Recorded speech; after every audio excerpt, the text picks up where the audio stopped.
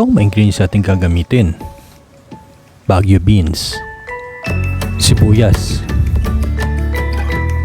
carrots, repolyo, kalamansi, shrimp cube, tokwa, chicken,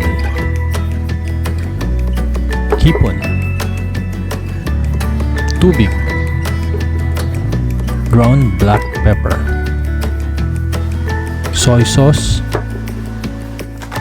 bihon, at ang ating Miki. Simulan natin sa pag-prepare ng ating mga ingredients. Itong ating Baguio beans, tanggalin lang natin yung both ends at yung fiber sa gitna niya. Tapos chop lang natin diagonally. Tapos prepare naman natin ating sibuyas. Cut natin both ends. At tanggalin natin yung balat.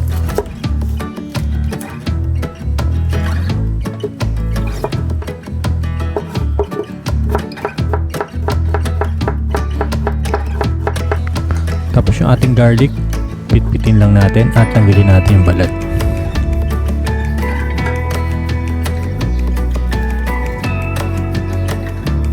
Tapos i-mince lang natin siya.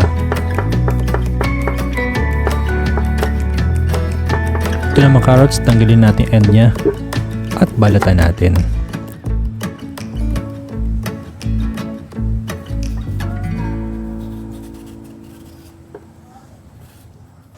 Tapos cut lang natin siya into strips.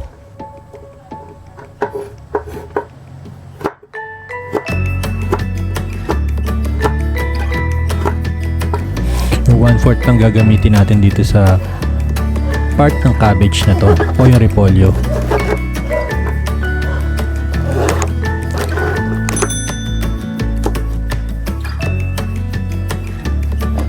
Tapos i-chop lang natin.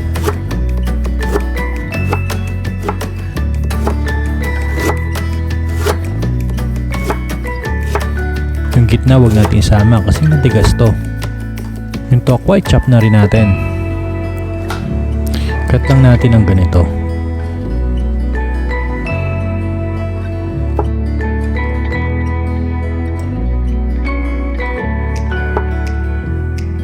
Yung chicken breast, 1/2 lang itong chicken breast na gagamitin natin. Cut lang natin ng ganitong sizes.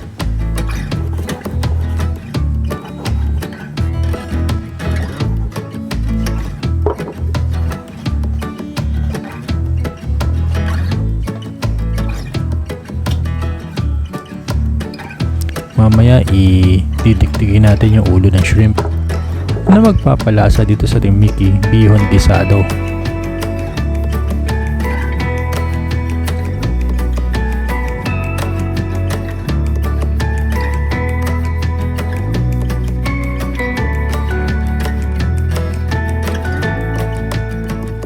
Yan, dikdikin na natin yung ulo niya.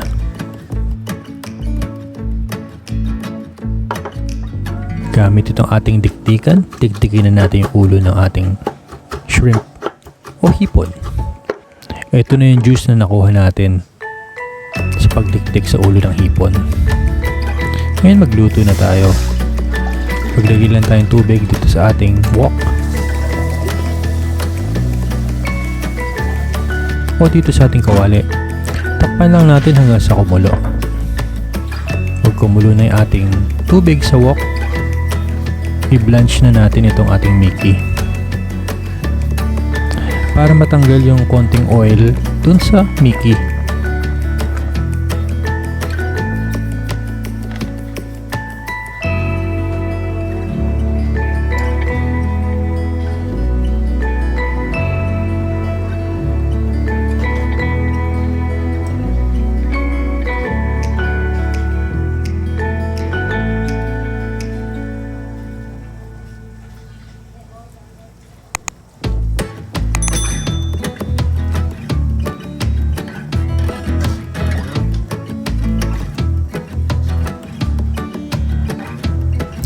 Siguro mga 1 or 2 minutes na nakababad siya dito sa hot water para ma-blanch ay okay na. Pagkatapos hanguin na natin siya.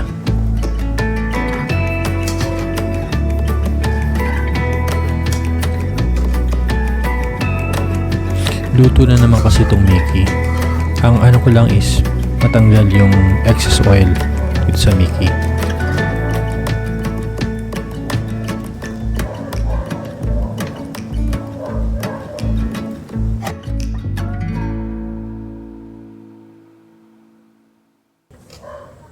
Ito na siya.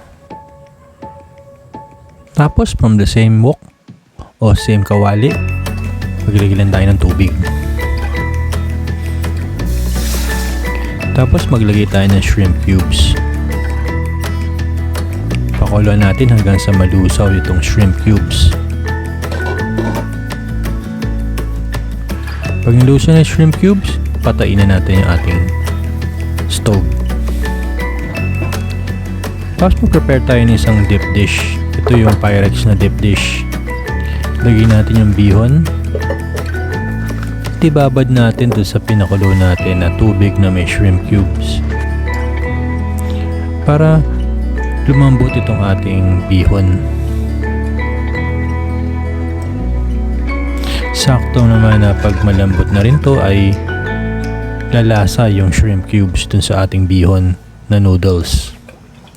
Tapos from the same wok, pagkawali, maglagay tayo ng mantika. Prito naman natin yung tokwa. Prito naman natin yung ating tokwa. Lagay lang natin lahat ng tokwa na chop natin kanina.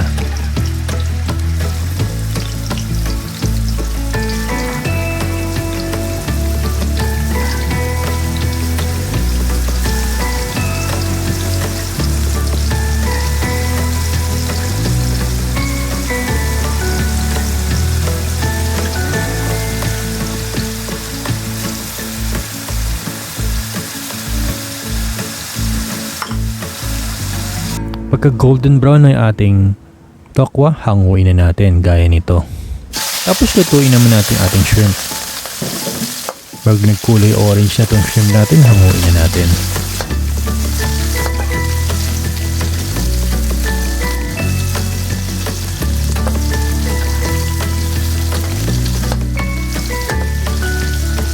Set aside lang muna natin.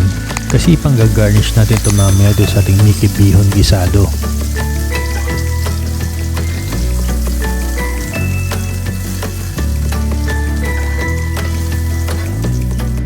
From the same wok,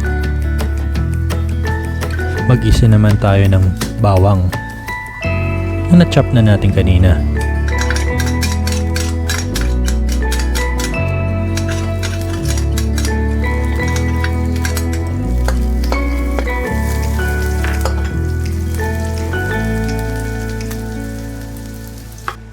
Tapos lagyan naman natin ating sibuyas.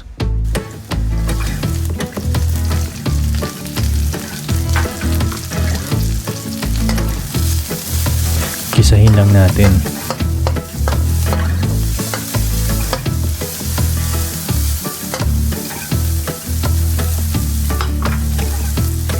Tapos ilagay na natin agad yung ating chicken.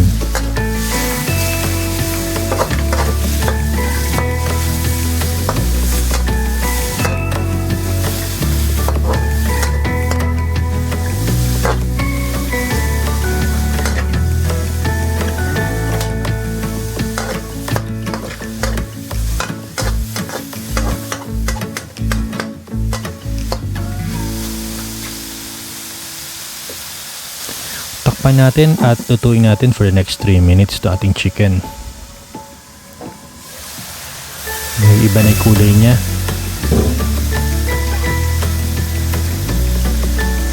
Pag nag-iba na yung kulay niya, lagyan na natin yung shrimp juice na galing sa diniktik ng ulo ng shrimp kanina.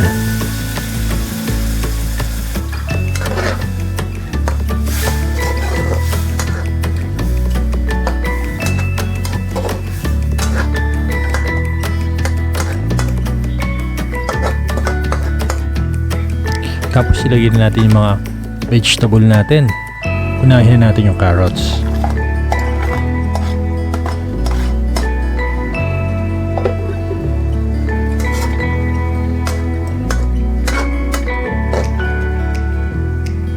Then i-add na rin natin yung Baguio beans. Sunod-sunod na ilalagay natin itong mga gulay na to kasi mabilis siya maluto.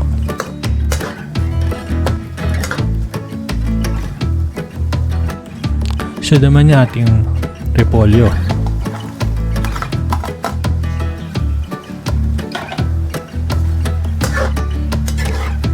Mix na natin para evenly distributed yung ating gulay sa ating Miki Bihon Guisado.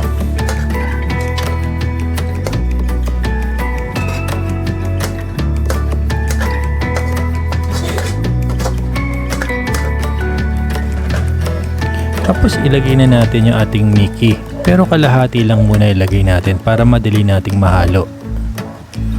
At later i-add natin yung the rest ng Miki.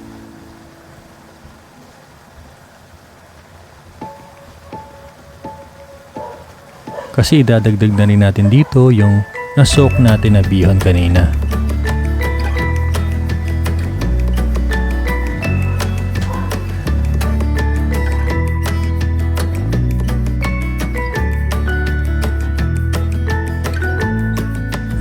Yung iba nagdadagdag pa ng fish ball o kaya squid ball, okay din yun. Pagkakaroon ng ibang dimension yung lasa ng ating Miki Bihon Guisado.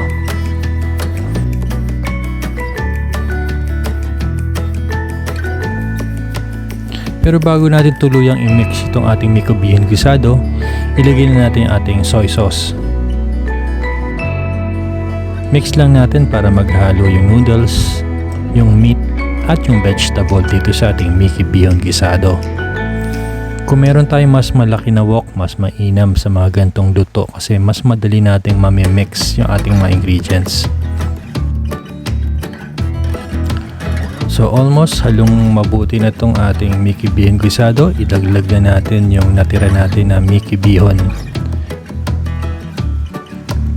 Idagdag na natin yung Miki na natira natin kanina. Lagay na natin lahat. Tapos haluin natin ulit. Isisi na natin siya ng freshly grounded black pepper. At ready to serve na. Almost ready to serve na itong ating Miki Bihon Guisado.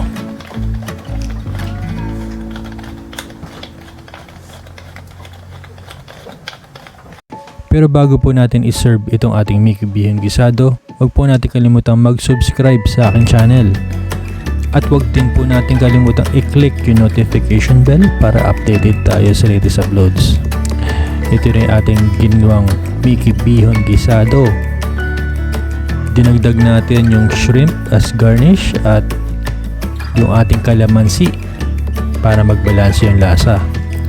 I hope nag-enjoy po kayo sa ating ginawang Miki Bihon Guisado at hanggang sa muli, happy cooking!